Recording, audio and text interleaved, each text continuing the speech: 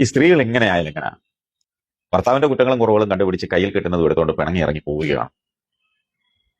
വേറെ ആരുടെയുമല്ല, കേരളത്തിലെ ഒരു MLA ഭാര്യയുടെ കാര്യമാണ് പറഞ്ഞത്. 2ാം ഘട്ടോ 3ാം ഘട്ടോ എന്നൊന്നും അറിയില്ല, ഭാര്യയാണെന്ന് മാത്രമേ അറിയുള്ളൂ. വരുന്ന തെരഞ്ഞെടുപ്പിൽ മത്സരിക്കാൻ പ്രചാരണങ്ങളൊക്കെ തുടങ്ങിയതുകൊണ്ട് ആ ഏമാന്റെ പേര് വെളിപ്പെടുത്തുന്നില്ല. ഈ അടുത്ത സമയം വരെ 3-4 മാസങ്ങൾക്ക് മുമ്പ് വരെ രണ്ടുപേരും ചേർന്ന് മിക്കപ്പോഴും ഫോട്ടോഷൂട്ടും വീഡിയോ ഷൂട്ടും ഒക്കെ നടത്തി സോഷ്യൽ മീഡിയയിൽ നിറഞ്ഞു നിൽക്കുമായിരുന്നു. ഈ 2-3 മാസമായി ഭാര്യ ഇല്ലാതെയാണ് ഫോട്ടോഷൂട്ടും വീഡിയോ ഷൂട്ടുമായി സമൂഹ മാധ്യമങ്ങളിൽ വരുന്നത് ഏമാൻ. മറ്റേതെന്തുമായിരുന്നു?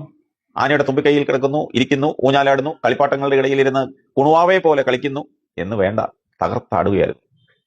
ഒടുവിൽ കേൾക്കുന്നത് പിണങ്ങിപ്പോയെന്നാ. കുറച്ചു ദിവസം വീട്ടിലില്ലായിരുന്നു. തിരികെ വന്നപ്പോൾ തറവാട്ടിലെ ഞെട്ടിക്കുന്ന ശ്രീകൃഷ്ണന്റെ കഥകളൊക്കെയാണ് കേട്ടതെന്ന് പറയുന്നു. പിന്നെ ഒട്ടും താമസിച്ചില്ല, കയ്യിൽ കിട്ടിയതും എടുത്ത് ദുബായിക്ക് പറന്നുവെന്നാണ് പരദൂഷകർ പറയുന്നത്. ഈ ഏമാന്റെ കൈ പിടിച്ച് തറവാട്ടിലേക്ക് വന്നപ്പോൾ പലരും പറഞ്ഞിരുന്നു ഒപ്പം വേണമെന്ന്. അന്നൊന്നും മൈൻഡ് ചെയ്തില്ല. വലിയ പദവിയും സ്വത്തുക്കളുമുള്ള തറവാട്ടിലാണ് വന്ന് കയറിയത്.